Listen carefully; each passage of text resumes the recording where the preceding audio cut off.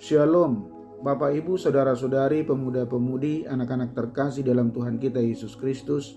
Saat ini saya mengajak kita semua untuk mengikuti renungan harian yang dikeluarkan oleh Sinode Gereja Kristen Oikumene di Indonesia dengan berpedoman kepada pola renungan harian 4M.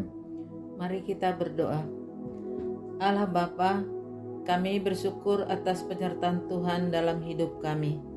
Ketika memulai saat teduh kami ini, kiranya Tuhan hadir, menuntun dan membimbing kami, agar kami dapat memahami dan melakukan firman Tuhan yang menjadi suluh dan pelita bagi kehidupan kami hari ini.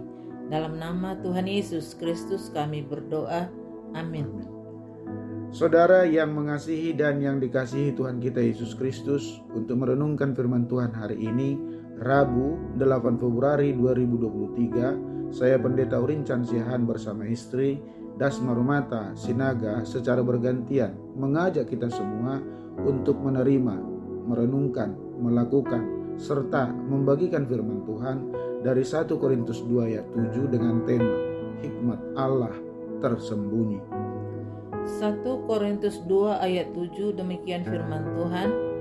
Tetapi yang kami beritakan ialah hikmat Allah yang tersembunyi dan rahasia, yang sebelum dunia dijadikan telah disediakan Allah bagi kemuliaan kita.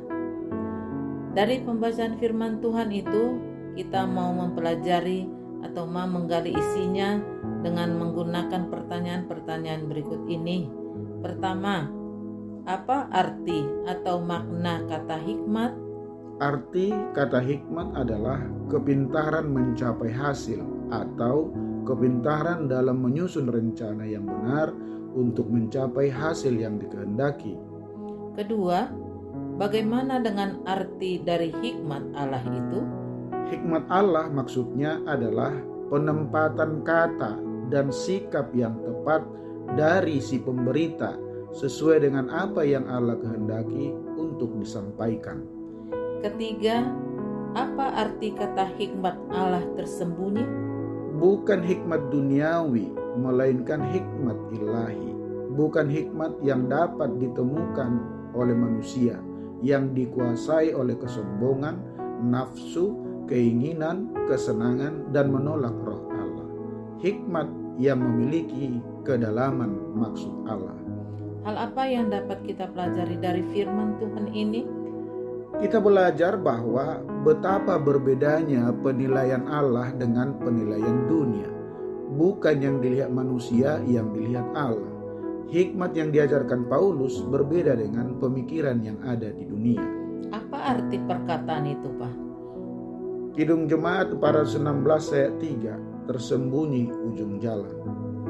Tuhan janganlah biarkan ku tentukan nasibku, berilah hanya ku dengarkan keputusan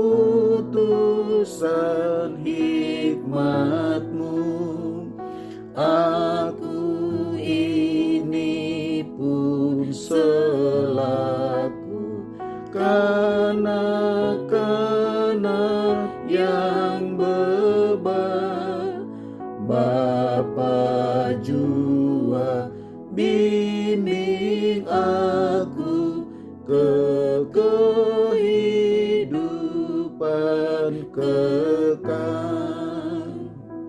Puji Tuhan, hikmat itu tidak sama dengan hikmat yang dimiliki oleh para ahli politik, filsuf, atau guru-guru agama. Tidak seperti hikmat yang mereka ajarkan atau sukai, tetapi itu adalah hikmat Allah yang tersembunyi. Hikmat itu disimpan Allah bagi dirinya untuk waktu yang lama dan disembunyikan dari dunia. Namun sekarang telah disingkapkan, tetapi kedalamannya tidak dapat diselami oleh siapapun. Itu adalah rahasia yang tersembunyi dari abad ke abad. Tetapi sekarang ini dinyatakan kepada orang-orang kudus dalam Kolose 1 ayat 26. Lihat, keistimewaan yang dimiliki oleh orang-orang yang menerima pewahyuan Injil. Kepada mereka perlambang-perlambang disingkapkan, semua rahasia dijelaskan, nubuatan-nubuatan ditafsirkan, dan rancangan-rancangan Allah yang tersembunyi dinyatakan dan dibukakan. Berdasarkan firman Tuhan dan uraian pengajarannya hari ini, apa yang menjadi komitmen kita? Komitmen kita adalah pertama, bersepakat untuk berusaha mendapatkan hikmat Allah yang tersembunyi. Kedua, mari perjuangkan untuk hidup terus karib dengan Allah lewat kebenaran firman Tuhan yang kita baca dan renungkan setiap hari. Ketiga, dengan pertolongan Roh Kudus, kita diberikan kesempatan untuk dapat menyelami hikmat Allah yang tersembunyi.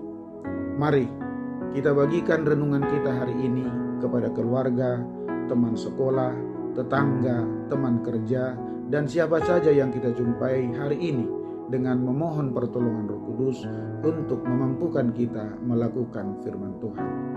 Saudara, mari kita tutup saat teduh ini, kita berdoa.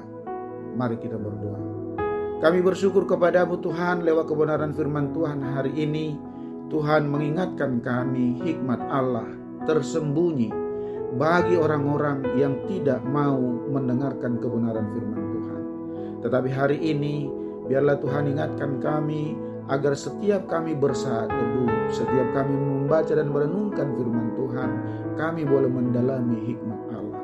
Dan melaluinya Tuhan, kami semakin karib dan akrab kepada Tuhan, sehingga kami boleh memiliki hikmat Allah yang tersembunyi. Boleh kami gunakan menjadi hormat dan kemuliaan bagi nama Tuhan, membawa orang untuk percaya kepada Yesus. Dalam nama Tuhan Yesus Kristus kami sudah berdoa. Amin. Salam sehat dari kami di Narogong. Tetap semangat, selamat beraktivitas. Soli Deo Gloria.